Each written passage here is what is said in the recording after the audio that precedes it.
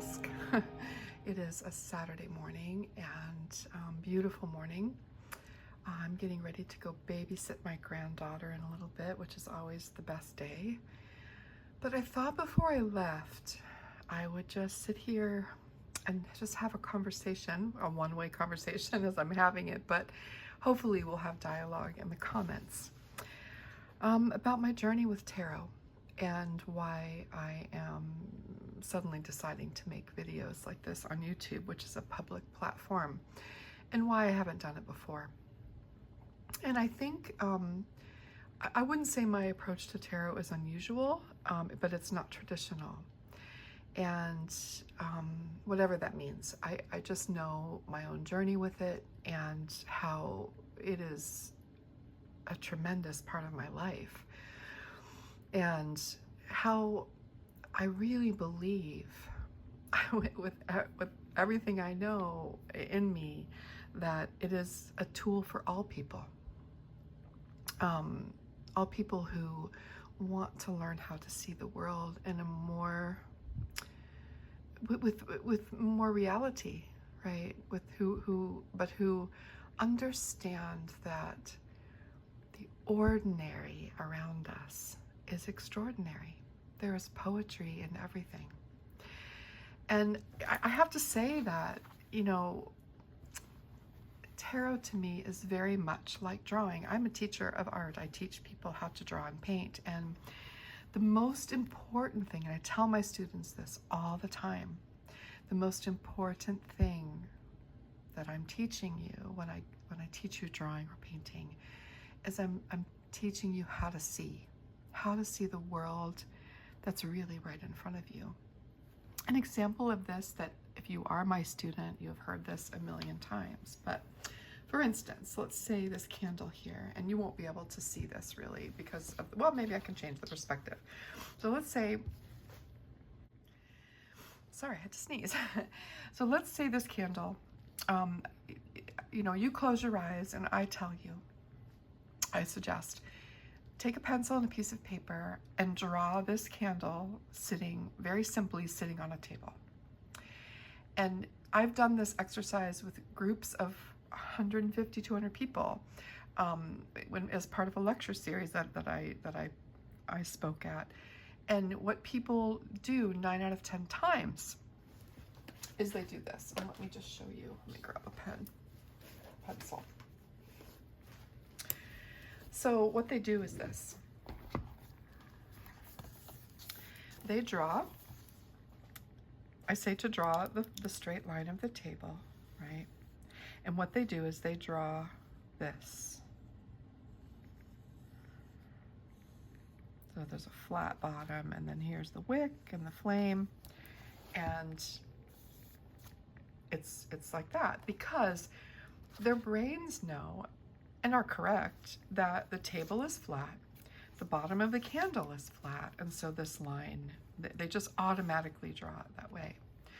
But when I ask them to take a look at that, okay, so is what you see flat? No.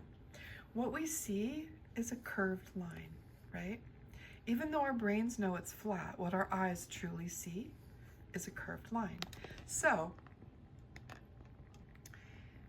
what that looks like when we draw it is this. And we can get rid of that line there. And suddenly it looks more real, right? Sorry, I was out of frame. So I just removed the flat line and I put the curved line, and suddenly it's more real. It looks like reality, right? There's a really important lesson there, and it's a metaphor for many things in life. And what we truly see right in front of us is reality. What our brains tell us can sometimes deceive us, okay? So our brains are really smart, and they're always trying to override what our eyes are telling us, and for very important reasons. But that's the most important thing I can teach you as a teacher of art, is how to see things in reality, as they are right in front of your eyes, not my eyes, not your mother's eyes, not your friend's eyes, but your eyes. And by faithfully marking down what your eyes see, you are giving a gift of art to the world, right?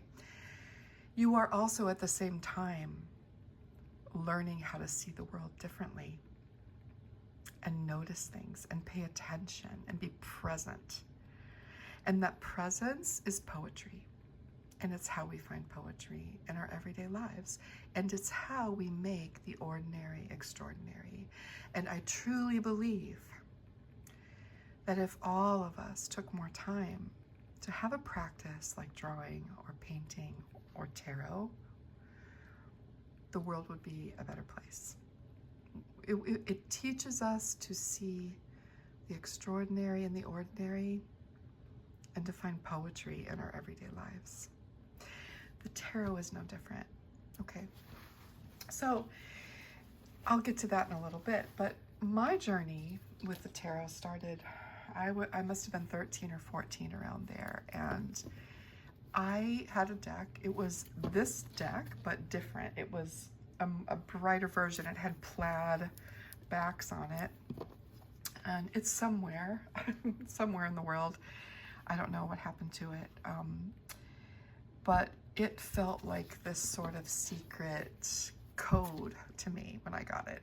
It felt like the images were so interesting and beautiful to me, even though the colors were a little bit harsh for my spirit. The images were so enigmatic, and it felt special. It felt really powerful and old. And in reality, the art on this deck is not that old, right? But and it's not original. It wasn't the original art for the tarot deck. That was way back in, boy, it would be the Italian decks, right? From, I don't know, 1500s. I'm not a historian of tarot, but easy to discover that just by Googling it. But the images nonetheless were enigmatic to me and a mystery, and I just loved them, and I would draw them and like with a pencil, like try to copy them, and they stayed with me for a long time, and it was sort of my secret. I didn't share them. I didn't talk about them, and I didn't talk about them or share them for most of my life. When I went to college, I didn't share them. When I became a young wife, I didn't share them. My former husband had no idea, and if he did, he would have ridiculed me, no doubt, as if this is nonsense, blah, blah, blah, what are you doing, you know, wasting your time, blah, blah, blah, blah, blah. And so I kept it very private and secret, and I wrote about the cards, and I learned about the cards, and I would look at books about the tarot at the library and all of that. But it wasn't until my marriage dissolved and I was on my own that I really started digging into it and saying, this is mine. I have loved this since I was a young woman, and this is like, it's part of me. These images are a part of me. And so I started reading books, and I can't remember the first book that I read. I honestly don't even remember. I started buying books, actually, and more than one at a time. And I was reading through them. I was learning the traditional sort of meanings from very different perspectives. And one of the most influential books was Rachel Pollack's 78 Degrees of Wisdom. And I have that book. It was very influential to me because it really intellectualized the tarot for me and showed me some deeper truths about reflections on these images and symbols and art, all of those things. Well, so I learned a lot about the traditional parts of it, but I'll tell you what, none of it ever felt right For me. I think it's amazing what people have discovered and written and invented about tarot, and it's all fascinating to me. But the keywords and the traditional meanings and all of that, whenever I would read the cards in that way, it just felt like I was reciting a prayer from memory. And prayers from memory serve a purpose. I've said the rosary thousands of times in my life, and I'm not a religious person at all, but it is an anchor and a comfort in my hand, and I have used it since I was a young person. So it's a comfort. It's not a religious thing for me, but that's how it felt. It felt like rote prayers by memory, right? Not the kind of prayers where I was having a real conversation with something greater than myself, and to look for wisdom and guidance in my heart, right? And so I started to think about intuition and sort of researching that. And I knew that I had a very active imagination, a very strong sense of intuition. I've had that my whole life. And so I started trying to read the cards without a guidebook and without those traditional meanings. And sometimes, and still sometimes, those traditional meanings sneak through. Sometimes on any given day, 3 cards might totally perplex me and I might not get the message, and I might pull up some of those. My brain pulls up those messages, right? And that's okay. It's fine. But over time, I have tried really hard to forget everything that I learned, and to sort of unlearn that when I'm actually in the presence of the cards and I'm having a conversation with them, and I'm asking them to help me see the world with more clarity and poetry. It's hard. It's hard to let go of things that that have been entered into your filing system in your brain and that you've used for so long, but it's possible. And so sometimes it's just remarkable when that happens, and I'm really working on that, and I'm going to continue working on it to really read from that place of intuition and to try to let go of what I've been told and what I've learned, right? And every day to show up to these beautiful images with a fresh eye, to clearly see what's in front of me, and to understand the story that's being told and how I experience that story in the world around me. So that is really my approach to tarot now. Over the past 5 or 6 years, I've been sharing tarot in my art lessons, and sometimes in a lesson, I'll shuffle the deck and I'll pull a card and I'll talk about it, and it sort of leads me. Sometimes I create lessons around a card. I pull a card and I just talk about this and it leads me, right? I talk about this image. Sometimes traditional meanings enter into that, other times they don't. And then I've also read tarot. I've read it for many people, actually. I tend to only read for myself, but if someone asks, and I have offered readings in exchange for money, I've done that too. But mostly I read for myself and to get a pulse on reality right now, in this moment, to help me see, to help me pay attention and notice things, to be present.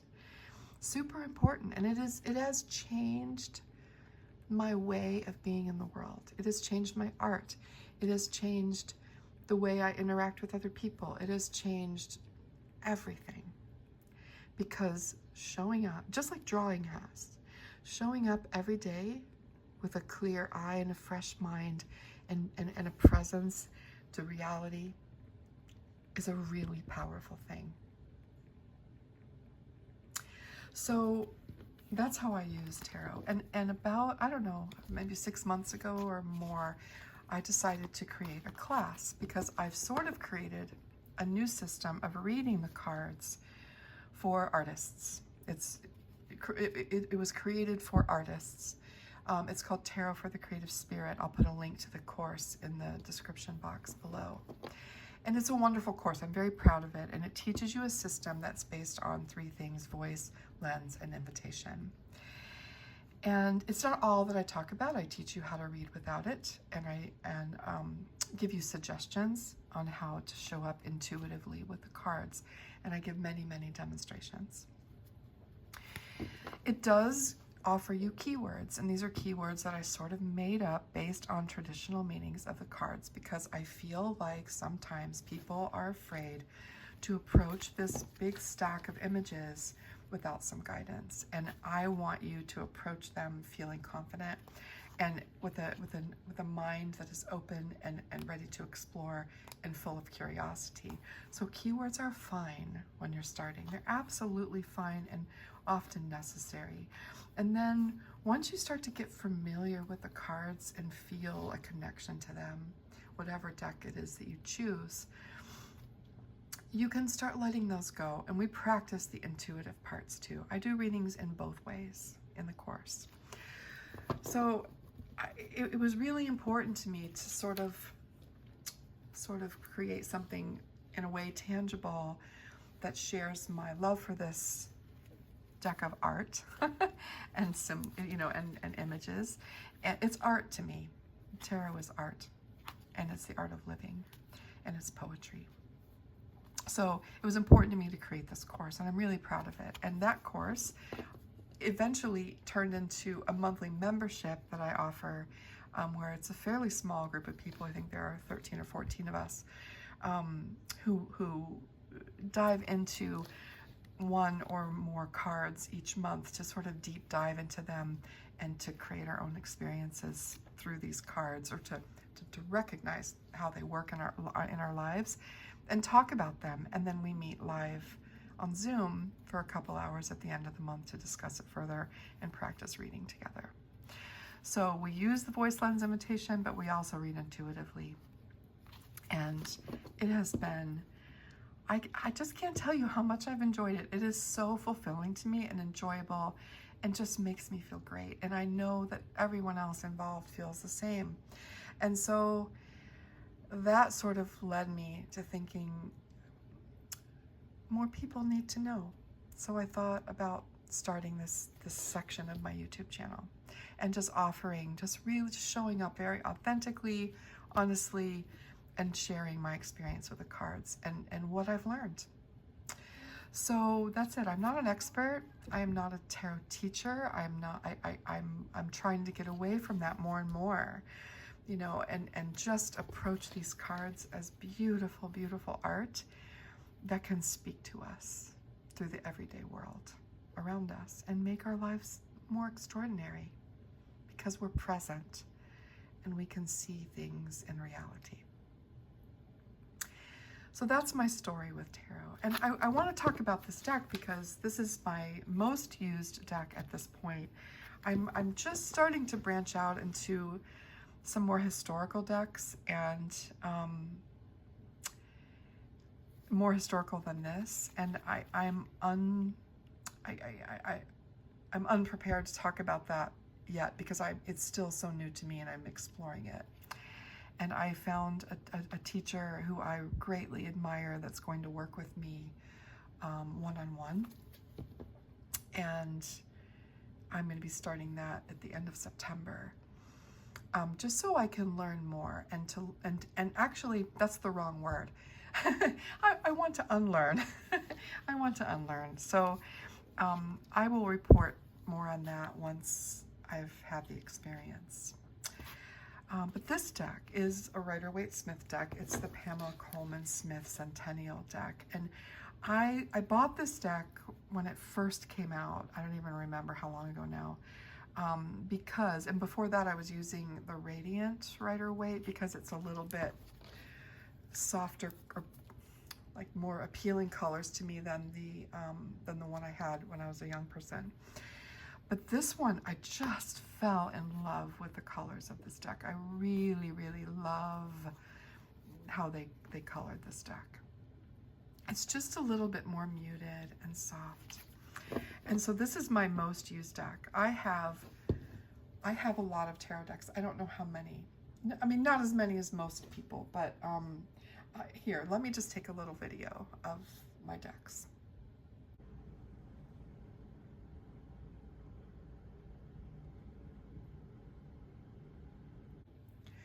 So the ones on the top shelf are my most used, and then the ones on the bottom shelf are ones that I love, that I really can't get rid of because I love the artwork, but that I don't use that often, really.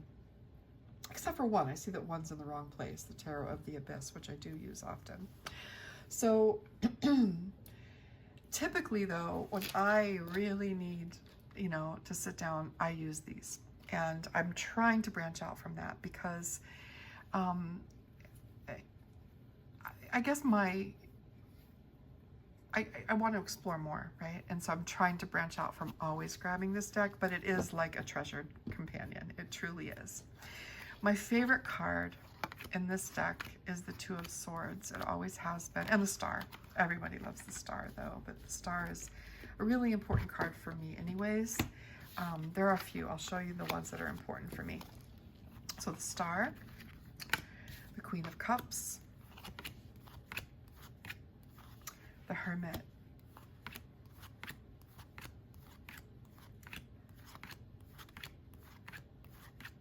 show you the ones that have come up for me over and over again in life, and that I just consider my cards, you know, and whenever I look for a new deck, these are the cards I look at, because if I don't connect to these cards, if the images don't speak to me in these cards, the deck is just not for me. And sometimes there'll be one that doesn't, and but I like all the other ones so much that I'll go for it. Oh, sorry. The Magician, the Ten of Wands is another one that's hugely important for me. The Eight of Pentacles, hugely important for me.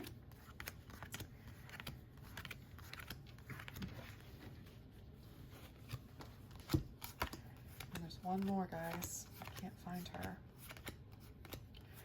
The Two of Swords. So those, my life card is actually the Empress, but I connect to the Queen of Cups more. But the Two of Swords is my very, very, very, very favorite card in the tarot, and one that I work with all the time, and the lessons I've learned from this card keep coming up in my life. And I might even do a whole video on this card because it's so important to me, and the meanings shift. But this image, like, is in me. I can't explain it, but this image, this woman sitting with a blindfold, two swords crossed in front of her heart, sitting with her feet firmly on the ground, under the moon, with the water behind her. This card, I see this card everywhere, and I experience it everywhere. So it's a very, very important card for me. So that also brings me to, you know, if I look at this card, and if I were to draw this card and read it intuitively, I would really just tell a story about the image. I'm not trying to think of any traditional meaning for this card. And it's just what it speaks to me in that moment, and for what I'm experiencing. Sometimes, you guys, I don't even have a question when I want to pull cards. I just enjoy the experience so much, and I just want to see what they have to say, and what images appear together, and what story they tell. It's just for pleasure sometimes, and it's funny because when I do that, I'll see the story play out over and over again if I'm paying attention throughout my day, right? It's pretty interesting. So in other words, I don't see this as the traditional meaning. I see it as what's really there, and what speaks to me, and what jumps out to me in the moment in relation to these two cards. So it's pretty great. It's really freeing. You don't need books. You don't need that. But I think, I have to say, I think just working with the cards for so long in a traditional way sort of made me so much more comfortable with the images. So the images are very familiar to me. But I still truly believe that someone who has exercised the power of presence and paying attention to reality and learning to see will be able to approach any deck in that way, and doesn't need the little guidebook that comes with the cards, right?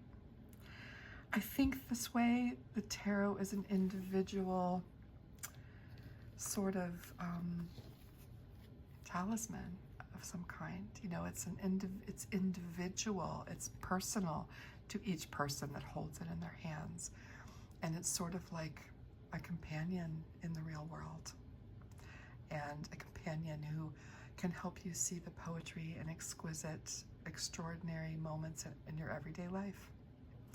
So that's my journey. That's how I feel about tarot, and that's why I love it so much and why I want to share it, because it's just like drawing to me. I feel like the more people that can learn how to see clearly, the better the world will be. So that's it. I really appreciate you being here. I would love, love, love, love, love to hear your thoughts below. I love to have conversations, and I hope that this space is a place for that, you know, that we can share thoughts below in the comments. Okay?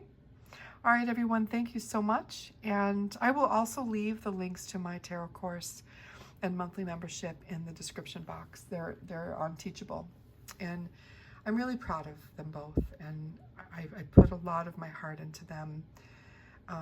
They're not perfect, but I'm sure I'll make more in the future. But for now, I think they're a great introduction to the wonder of having a stack of art in your pocket.